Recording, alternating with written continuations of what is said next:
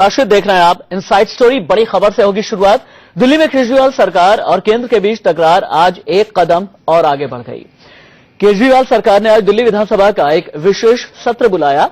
2 दिन के इस विशेष सत्र के पहले दिन दिल्ली सरकार ने उपराज्यपाल और मुख्यमंत्री के अधिकारों से जुड़ी केंद्र सरकार की अधिसूचना के खिलाफ प्रस्ताव पेश किया। सदन में यह प्रस्ताव उप मुख्यमंत्री मनीष सिसोदिया ने पेश किया।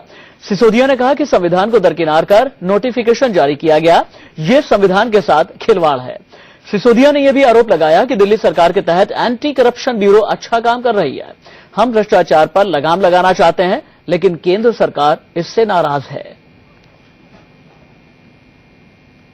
संविधान के साथ खिलवाड़ कर दिया जाता है।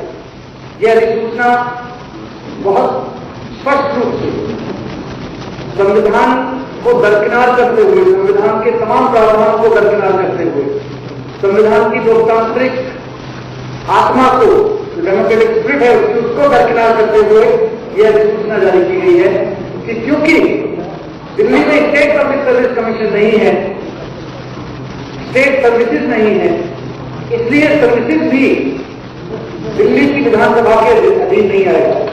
ये तो ऐसा है कि कल को केंद्र सरकार कहे कि दिल्ली में कोयला की खदानें नहीं है और दिल्ली में कोयला की खदानों से बिजली घर नहीं लगाए जा सकते हैं, आप लोगों के पास से जमीन भी नहीं है तो आप बिजली भी नहीं बना सकते, इसलिए बिजली का बिल भी आपके अधीन नहीं आएगा, विधानसभा के अधीन नहीं आएगा। कल को केंद्र सरकार में बैठे हुए लोग ये भी कह सकते हैं कि भाई आप लोगों के पास तो हिमालय पर्वत नहीं है, वहां के ग्लेशियर नहीं है, पानी के स्रोत नहीं है, गंगोत्री नहीं है, तो फिर आप लोग पानी के सब्जेक्ट को भी डील नहीं करोगे। जो दिल्ली सरकार की एंटी करप्शन ब्रांच है, उसके अधिकारियों ने पिछले कुछ दिनों में अभूतपूर्व काम किया।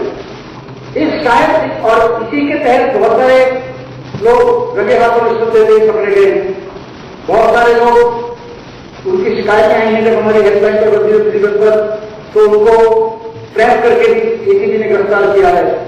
भ्रष्टाचार रोकना, दिल्ली में भ्रष्टाचार का रोकना केंद्र में बैठी हुई सरकार को रास नहीं आ रहा है। यह सहन नहीं हो रहा। अब क्या इंटरेस्ट है उनके, क्या नहीं है। इन सभी खबरों के बीच केंद्र की अधिसूचना को अनदेखा कर मुख्यमंत्री अरविंद केजरीवाल ने दिल्ली में अफसरों के तबादले कर दिए। केंद्र ने कहा सचिवों से नीचे के अफसरों के तबादले केजरीवाल कर सकते हैं।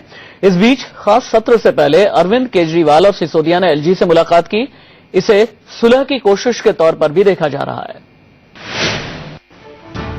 ये तस्वीरें दिल्ली की मौजूदा सियासत के लिहाज से बेहद अहम हैं। दिल्ली में वर्चस्व की लड़ाई के बीच मुख्यमंत्री केजरीवाल आज उपराज्यपाल नजीब जंग से मिले। केजरीवाल के साथ उप मुख्यमंत्री मनीष सिसोदिया भी थे। ट्रांसफर और पोस्टिंग के मुद्दे को लेकर जारी विवाद के बाद दोनों की ये पहली मुलाकात थी। सूत्रों के मुताबिक केजरीवाल ने नजीब जंग को दिल्ली हाई कोर्ट के उस आदेश की कॉपी दिखाई जिसमें कहा गया है कि राज्य सरकार के अंतर्गत काम करने वाले एंटी करप्शन ब्यूरो को दिल्ली पुलिस पर कार्रवाई का अधिकार है। हालांकि सिसोदिया से पत्रकारों ने सवाल पूछा तो वो दिल्ली विधानसभा के विशेष सत्र में शामिल होने जा रहे थे, इसलिए ज्यादा कुछ नहीं बोले। असेंबली के अधिकार क्षेत्र में जो दखल हुई है उस पर चर्चा करेगी असेंबली। उसके बाद एक बड़ी रिलीफ आप मानते नहीं, कल तो काफी हद तक क्लैरिटी हो गई है कि एंटी करप्शन ब्रांच दिल्ली की टेरिटरी में काम करेगा। दरअसल अधिकारों को लेकर केंद्र के साथ चल रही तकरार में केजरीवाल को दिल्ली हाई कोर्ट का साथ मिला।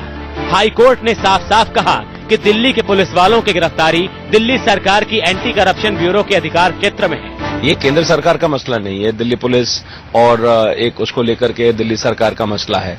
इसमें कोई बहुत बड़ा हार जीत का मसला नहीं है। इसको हम बहुत एलॉबोरेट करके देखें। न्यायालय अपनी टिप्पणी करता है, उनका संविधान का काम है, न्यायालय का काम है संविधान की रक्षा करना। बीजेपी कुछ भी कहे, लेकिन कोर्ट की टिप्पणी के बाद से केजरीवाल सरकार का उत्साह बढ़ा हुआ है। केजरीवाल सरकार ने 9 अफसरों समेत कुल 15 लोगों के तबादले कर दिए हैं। खास बात यह है कि आला अधिकारियों के तबादले के आदेश पर प्रिंसिपल सेक्रेटरी सर्विसेज के तौर पर राजेंद्र कुमार के दस्तखत हैं, जबकि एलजी ने इस पद पर अनिंदो मजूमदार को बहाल किया था, जिन्हें दिल्ली सरकार ने इस पद से हटा दिया था। शिवानी त्यागी के साथ अजीत श्रीवास्तव, दिल्ली, इंडिया न्यूज।